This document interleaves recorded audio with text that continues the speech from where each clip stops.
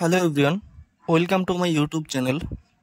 আজকে আমরা আলোচনা করব ক্লাস 6 এর লেসন 9 জোসেফ ক্যাম্বেলের লেখা I will go with my father a ploughing কবিতাটি। এখানে দেখো আ প্লাউইং লেখা আছে। এই আ প্লাউইং লেখাটিতে যে আ লেটারটি আছে সেটি ডিসগুইজ ফর্মে আছে ডিউরেশন বোঝানোর জন্য, মানে অনেকটা লম্বা সময় বোঝানোর জন্য।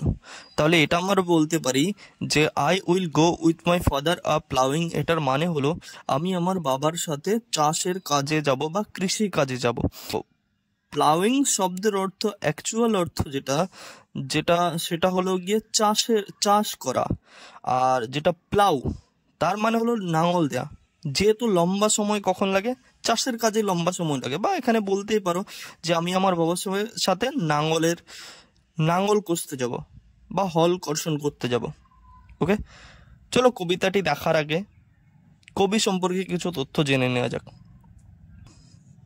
জোসেফ জন ক্যাম্বেল 1879 1944 1879 সালে যার জন্ম এবং 1944 সালে যার মৃত্যু, was a famous Irish poet, ছিলেন একজন বিখ্যাত আইরিশ কবি অ্যান্ড লিরিসিস্ট এবং গীতিকার।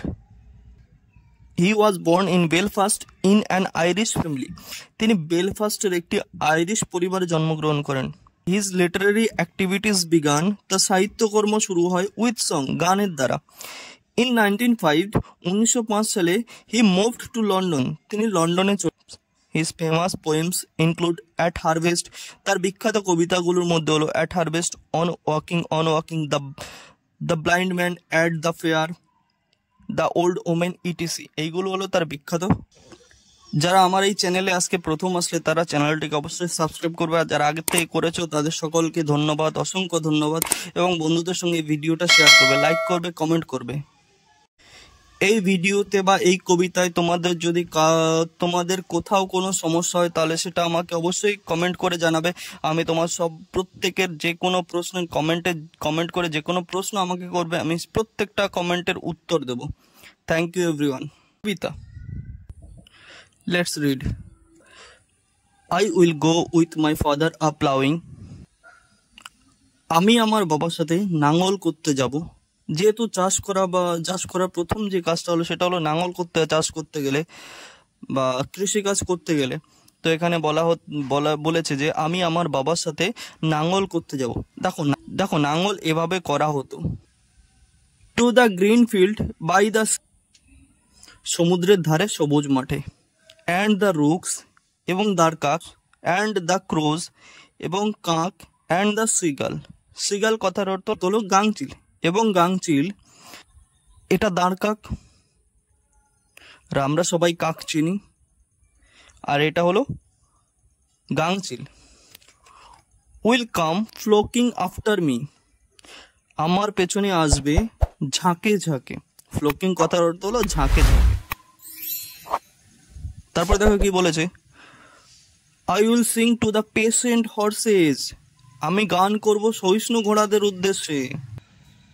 কারণ লেখক যেহেতু আইরিশ পোয়েট ছিলেন, আয়ারল্যান্ডের বাসিন্দা ছিলেন, সেখানে ঘোড়া দিয়েই চাষ করা হতো, তাই বলেছে আমি গান করব সহিষ্ণু ঘোড়াদের উদ্দেশ্যে। With the Lark in the while of the air, চমৎকার বাতাসে ভরত পক্ষীর সঙ্গে। লার্ক শব্দের অর্থ হলো ভরত পক্ষী, আর দেখো এটা হলো ভরত পক্ষী। And my father will sing the plough song, এবং আমার বাবা গাইবেন নাঙল করার গান। দ্যাট ব্লেসেস দ্য ক্লিভিং শেয়ার, যেটা কর্ষণ কাজকে আরো কি করবে, পবিত্র করবে। প্রথম স্তবকে কবি কি বোঝাতে চেয়েছেন? কবি তার বাবার সঙ্গে চাষের কাজে যাবেন কোথায়? সমুদ্রের ধারে একটা সবুজ মাঠে, যেখানে দাঁড় কাক এবং গাংচিল তার পিছু নেবে, এবং সেখানে তিনি সহিষ্ণু ঘোড়াদের উদ্দেশ্যে গান গাইবেন, এবং ভরত পক্ষী তার সঙ্গে মিলিয়ে হাওয়ার বাতাসে গান গাইবেন ভরত পক্ষীর সঙ্গে মিলিয়ে।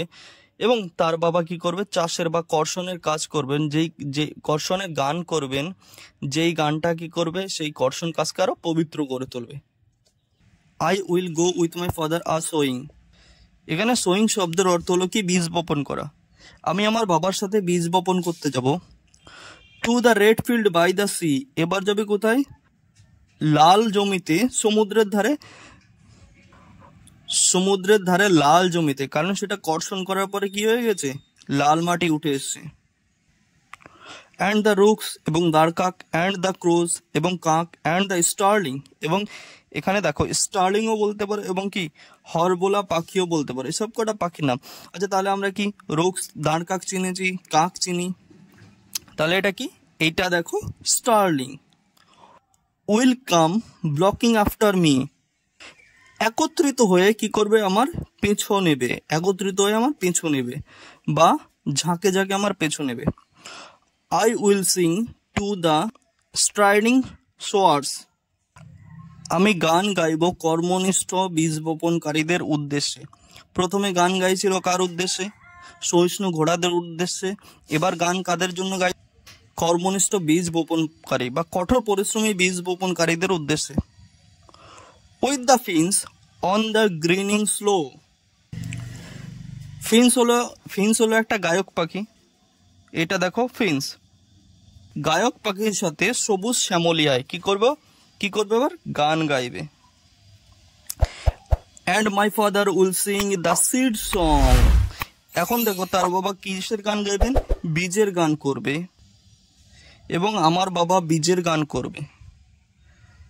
That only the wise man know, যেটা শুধুমাত্র জ্ঞানী মানুষরাই জানে। তাহলে দ্বিতীয় স্তবকে কি করতে গেছিল? বীজ বপন করতে গেছিল কোথায়? সমুদ্রের ধারে, সেই কর্ষণ করা লাল জমিটায়, যেখানে দ্বারকাক, কাক এবং স্টার্লিং বা হরবোলা পাখি তার পিছু নিয়েছিল। তাকে জড়ো করে রেখেছিল। তিনি গান গাইছে কাদের জন্য? যারা কঠোর পরিশ্রমী, যারা বীজ বপনকারী তাদের জন্য। তার সঙ্গে কে ছিল? ফিন্স ছিল। কোথায়? সবুজ শ্যামলিয়ায়। এবং তার বাবা কিসের গান গাইছে? বীজ বপনের গান গাইছে, যেটা শুধুমাত্র কি বলেছে? জ্ঞানী মানুষরাই জানে। তারপরে দেখো কি বলেছে, দেখো প্রথমে যেতে, এবার তাহলে কি হবে? কাটার গানই হবে। প্রথমে নাঙ্গল করার গান, তারপরে বীজ বপনের, এবার নিশ্চয়ই কি হবে?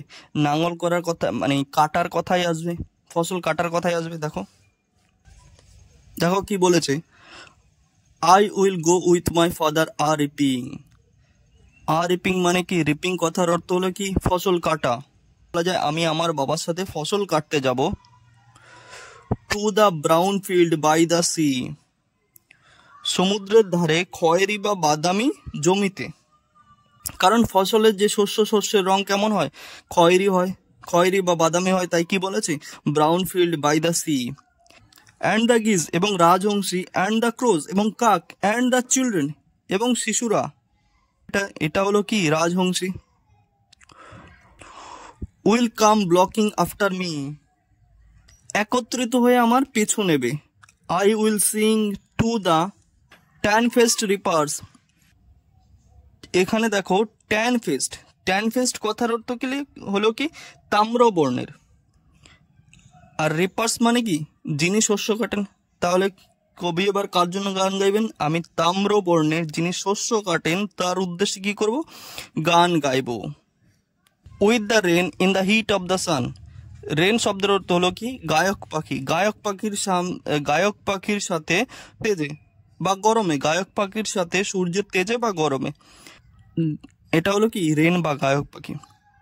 And my father will sing the scythe song, এবং স্কাইথ শব্দের অর্থ কি? কাস্তে, এবং আমার বাবা গাইবে কাস্তের গান। That joys for the harvest done, যেটা কি? শস্য কাটার উদ্দেশ্যে, বা যেটা দিয়ে বোঝাবে ফসল কাটা শেষ হয়েছে বা শস্য কাটার আনন্দে। তাহলে তৃতীয় স্তবকে কবি কি বোঝাতে চেয়েছেন? যে তিনি তার বাবার সাথে আবার কোথায় যাবেন? চাষের জমিতে যাবেন। কেন? এবার ফসলটা কাটার জন্য। কোথায়? ব্রাউন বা খয়েরি বা বাদামি বর্ণের সমুদ্রের ধারে সে জমিতে। কারণ কি? ফসলের রংটা বাদামি বা খয়েরি। এবং তার এবার সঙ্গে কারা থাকবেন? এবার থাকবে গিজ, রাজহংসী, কাক এবং কি? শিশুরা।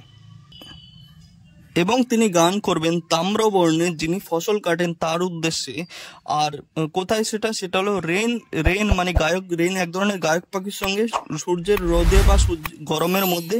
এবং তার বাবা গাইবেন কাস্তের গান, যেটা দিয়ে বোঝাবে কি? ফসল কাটার একটা আনন্দ। তো thank you everyone for watching my videos. আমার এই ভিডিওটা ভালো লাগলে বন্ধুদের সঙ্গে শেয়ার করবে, লাইক করবে, কমেন্ট করবে এবং আমার চ্যানেলটা অবশ্যই সাবস্ক্রাইব করবে।